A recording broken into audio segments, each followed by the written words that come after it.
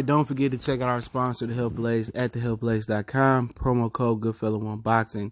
Get you 18% off the 100% all natural products. Website, promo code, description. Thanks. All right, man, we back. Goodfella Sports TV. We back in the building. Make sure you hit that subscribe button, bell icon button. Y'all know what the business is, man. One time for the one time we grinding.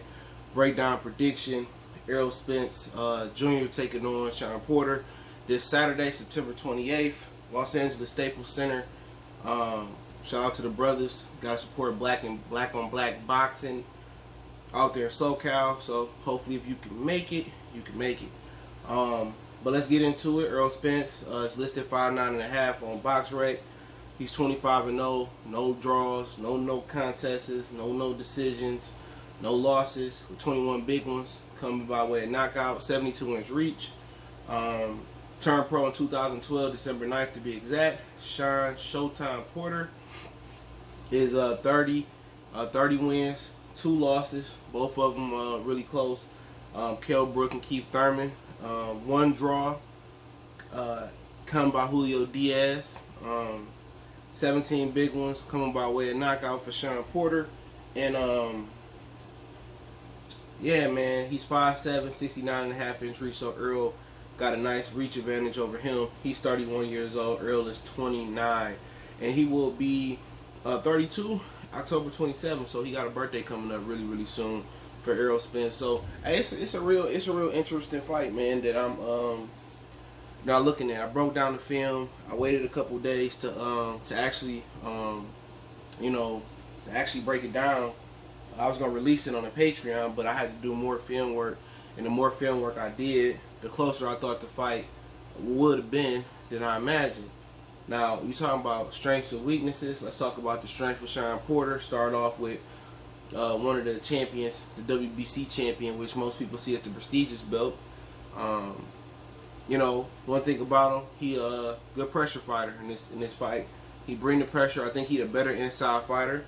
I haven't seen a lot of Errol Spence fighting on the inside. With Kell Brook, he knew how to hold. He knew how to jock for position. But I think Shawn Porter is the more seasoned inside fighter when it comes from, throwing bros, on the inside and mauling people. So it'll be interesting to see if Shawn Porter can really close the gap, push Errol on the ropes, and fight on the inside. I'm not sure how seasoned Errol Spence's inside game is.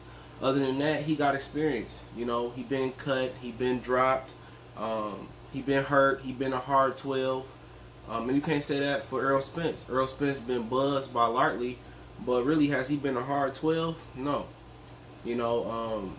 Everything has been going his way in the championship rounds. Has he been cut? Has he been dropped? Has he faced any adversity as we seen out in the gym? No. So Shawn Porter is a more seasoned fighter. He's been through adversity. Shawn Porter's also got the quicker feet and the quicker hands. Shawn Porter is the better athlete, in my opinion. And speed ain't everything if you don't know how to utilize it. But he does have a sizable athletic advantage over Errol Spence. I think his foot speed is better. But Errol Spence does some things that to kind of even that up or take that away. Hand speed is by far better. And those are really the advantages I see from Shawn Porter. He's a rough, tough guy. And you talk about experience, inside fighting, hand speed, foot speed, and being through adversity. Those are a lot of huge advantages for him. And Errol Spence's advantages are a lot of size. He's a bigger guy. And a lot of people, he don't have to do the rehydration clause for this fight, so he may even be more bigger and stronger come fight night. That may work in his favor or not. He don't have to worry about the same day weigh-in, which Shawn used to have to worry about that when he held the IBF way back then. But Canelo got that rule changed for unification bouts. There's no more 10-pound rehydration same day weigh-in. And also Danny Jacobs had helped change that. When Danny Jacobs elected not to do the same day weigh-in versus Golovkin, I think the IBF said they weighed that in their mind about for unification bouts taking it away. But he may be even bigger, and stronger come fight night. Now that he don't have to do the same day weigh-in. I think his jab is superior to Shawn Porter's. I think his body punching may come into play here, and I didn't notice how good of a body puncher he was from distance. good. He can jab to the body. He drops that lead right hand to the body. He can jab you to the top. That lead left hand. He's a southpaw to the body, and his left hand to the body. I think it kind of sets up a lot of things for him to come through the front door and push you on back. So really straight punches, really technical punches. He got a really good straight left hand, and that's good against a orthodox fighter. He loops it, he can hook it, and he can throw it really, really straight. Errol Spence straight left hand is square business, man. It's a really good left hand. His jab is really, really good and straight. It's a piston-like jab. It could be a power punch, or he could pop it. And he's just strong, And he's a good athlete for himself, and he one of the best in the business at cutting the ring off. So when I said Shawn got a foot speed advantage, Errol Spence is got a technical. His feet is real technical, where he can cut you off, so Shawn can't run around the ring or use the space or buy time. Errol know how to close the distance off, and that comes with fundamentals, technique, and it comes with a really good jab, and those are all the things that he really does have to cut the ring off. But he got a power advantage here. He's the fresher fighter. You talking about experience? Yeah, with experience come wear and tear. It come miles. Errol, the fresher fighter, he don't have as much scar tissue on him, and he got the confidence advantage, in my opinion.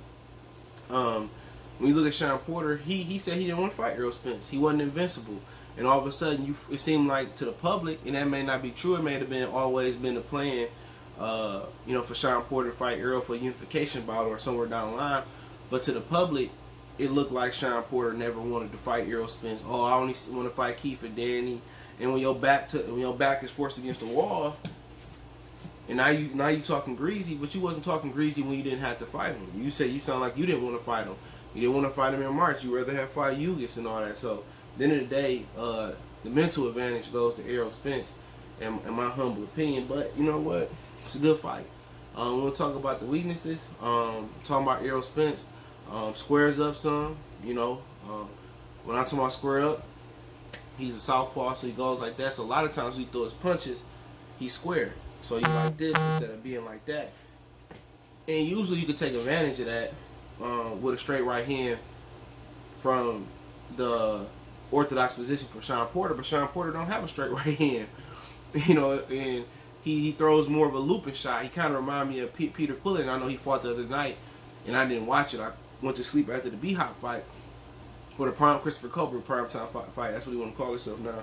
And Peter Quillen, somebody was saying, I read the next morning, oh, Peter Quillen should have used his boxing ability and jabbed and used his 1-2. Peter Quillen don't know what a straight right hand is. Peter Quillen rarely throw those punches, and he barely throw a jab. Peter Quillen comes from the school of Roy Jones and John Pascal and shoulder Shawn Porter. They don't know nothing about no straight right hand. They all hooks. They love to throw the right hook, the left hook, and stuff of that nature. You know what I'm saying? But Errol Spence, he drops that. He lazy with that jab sometimes, and sometimes you can hook when he jab. You can he don't bring it back. Mikey did it a few times. He was hooking off the jab. Kell Brook did it.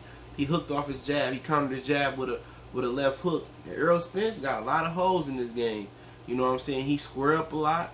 He drop his lead hand a lot, and those are some of the things that I was noticing on film. And also, if you notice from Errol Spence, he an accurate puncher, but he don't put more than 2 or 3 punches together. Unless he going in for the kill. Errol Spence is a I don't mean like a 1-2 puncher, but he more of a 1-2 guy, and maybe he give you 3. So knowing that he may 1-2 and maybe give you 3, that may give you opportunity to time him or get out the way. But Errol Spence don't waste no punches. He ain't gonna be like a Gary Russell and throw 3, 4, 5 in a combination unless he got you hurt. So he's real.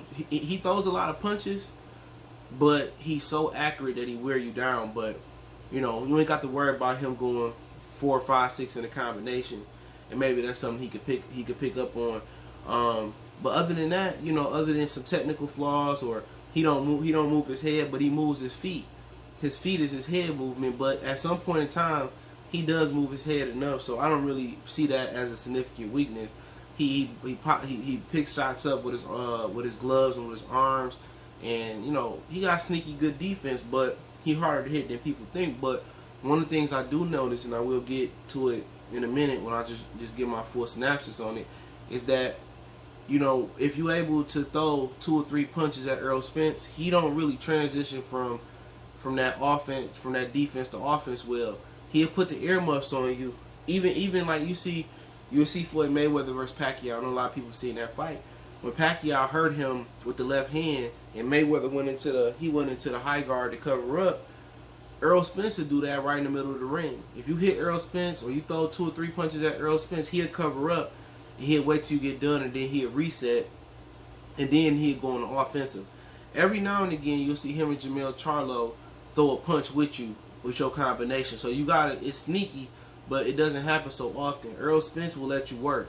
Kind of remind you of Arthur Abraham and Anthony Durrell. That may be a blueprint that Shawn Porter kind of can use too, because Arthur Abraham used to do that. He took more breaks than Errol Spence, but Arthur Abraham used to put the earmuffs on, and as long as you was punching, he would just cover up, and then he would try to reset and get you on the back end. Errol Spence got that earmuff syndrome too, where you could throw 3, 4, 5 punches at Errol Spence, he'd cover up. Every now and again, he'd throw a punch with you, but you know, it's ways to get him. You know what I'm saying? And he ain't really never been tested to the body. So, guy that like to go to the body a lot, maybe take a chance going to his body, but his weaknesses are inexperience. You know what I'm saying? Transitioning from offense to defense.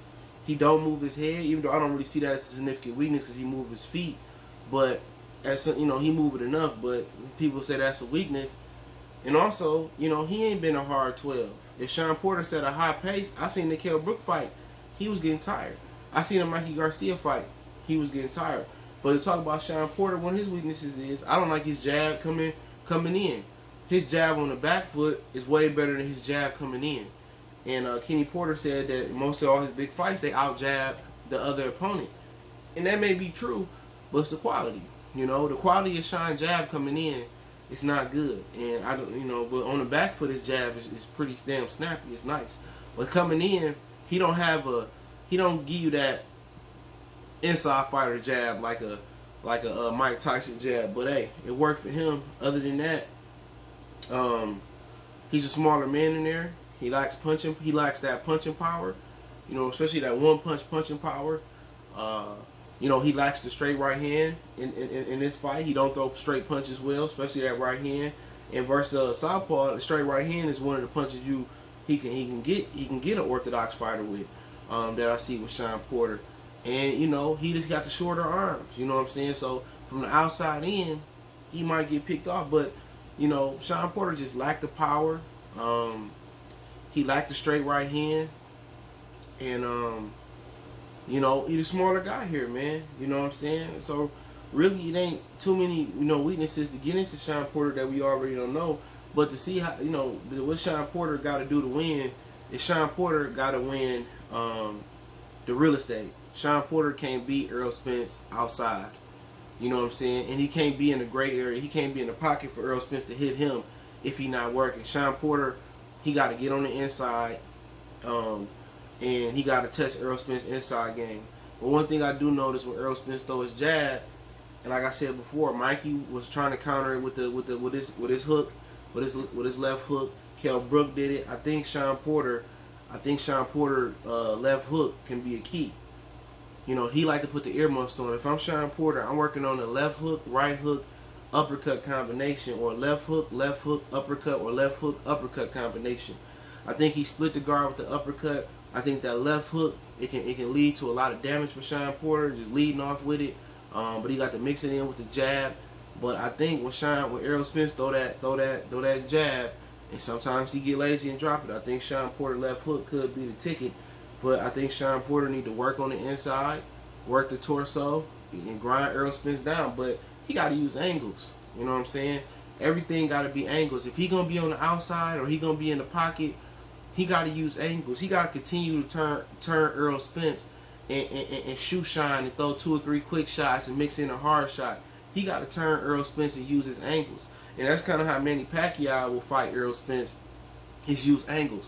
Shawn Porter can't just come straight down the pipe like he did versus Kell Brook, or he gonna get picked off with the right jab and a straight left all night. So he got to use angles. You know what I'm saying? He got to use angles. Lateral movement, head movement, and combination punching is going to be key for him to the head and to the body. But he ain't got to worry about throwing his punches at the same speed though. He got to worry about that. Switch it up. Shoot Shawn. Quick 3, 4, 5 punches, and then finish with a hard punch, or start with a hard punch, shoot Shawn with a couple more. But that left hook is going to be key for him, and throwing 3 or 4 punch combination, if not more, is going to be the ticket to backing Errol Spence up and splitting the guard with the uppercut. But, Shawn Porter is going to have to, mix it up, box, but he's going to have to keep Errol Spence off balance. If he's going to sit there and box and mix it up and go inside and jump in with a hook and or fight on the inside something, if he going to fight on the outside a little bit, and he going to do a lot of moving. But if I was him, I would really try to work on getting on the inside, using my angles, working Errol Spence's body, pushing Errol Spence back, leading in with my head, leading in with a right hook, leading in with a left hook, and just using my natural hand speed and my ability. But I would go to Errol Spence's body often and a lot here, and that left hook gonna be the ticket for Errol Spence. All he gotta do is control distance for him. He can box him like he did Mikey, but what he got to watch out for is Shawn Porter is more explosive. He's stronger than Mikey, and he got a little bit more range than Mikey. So, if I'm Errol Spence, the jab. If Shawn don't take away Errol Spence's jab, it's gonna be a long night. So if I'm Errol, I'm jabbing. If Shawn can take away Errol jab, then I'm telling you, Shawn got at least a 50% chance of winning the fight. Because I'm telling you, Errol Spence without a jab is a pedestrian fighter. His jab makes him special. You know what I'm saying? But his jab, his 1-2, and he can just do what Kell Brook did. Use straight punches to get there first and pick Shawn Porter off coming on the inside. The difference is Errol Spence don't have to hold. You know what I'm saying? Because he don't have to hold. Errol Spence can, hit him with the 1-2, slide to his left, and run them combinations again. What Kell Brook did was hit him with the 1-2, hold, wait for the ref to break him up, hit him with the 1-2, maybe throw an uppercut, hold, turn out, reset, hit him with the 1. And Shawn Porter never made the adjustment to use an angle and come from the side and come over here, or come from the side and come over there. Errol Spence not gonna make that mistake. Errol Spence's jab is what's the difference in this fight, and his range, his size, and not so much his power. You know what I'm saying? I think his range and his jab is more important. People talking about he's stronger. If I had to categorize it, his jab, his range with his arm length, and then his physical size are the 3 things that I'm worried about if I'm Shawn Kemp. His power is overrated. You know what I'm saying? But what happens is his accuracy before his power.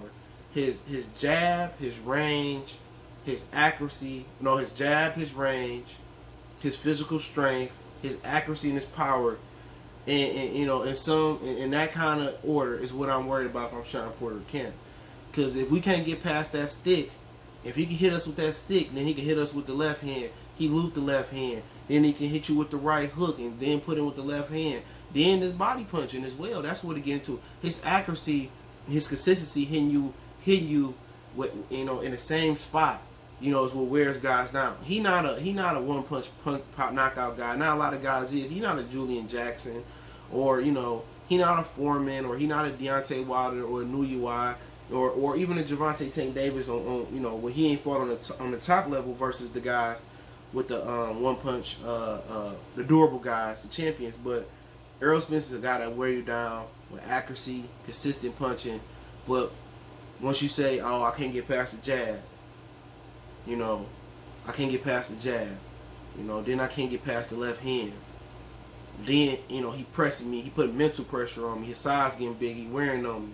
Now he hit me accurately in my shoulders, in my chest, in my rib cage, in my head. And then the power takes over and it takes you under. So he's more complex than people give you credit for. He's very fundamental, he's very technical, he's a prototype fighter. He's a fundamental textbook boxer to the T, but his physical size, his accuracy, and his body punching takes him to a different level. But I expect Errol Spence to knock out Shawn Porter, TKO, 11th round. I think the referee stops it. I thought about it. I think the referee stops it. I think Errol just becomes too much in the 11th round. I wanted to say unanimous decision. I wanted to say unanimous decision, but I'm gonna say Errol get the stoppage in the 11th. I'm gonna say he stops him in the 11th round. Jab gonna be too much. Accuracy gonna be too much. No same day weigh in. I think body punching will come in and play, and I just think he'd be the bigger, stronger, more talented fighter that night. So that's my prediction. Don't forget me on Facebook, Instagram, Twitter. Reach out to the email if you got business, question, inquiry, sponsorship, video requests. Keep sharing the videos. I appreciate the love, support. If you want to make a donation, that link's in the description. Don't forget to check out our sponsor, The Help Blaze, at thehelpblaze.com. Promo code GoodFella1Boxing, get 18% off the 100% on natural products. Appreciate the love, support. Make sure you hit that subscribe button, bell icon button, one time for the one time. We gone.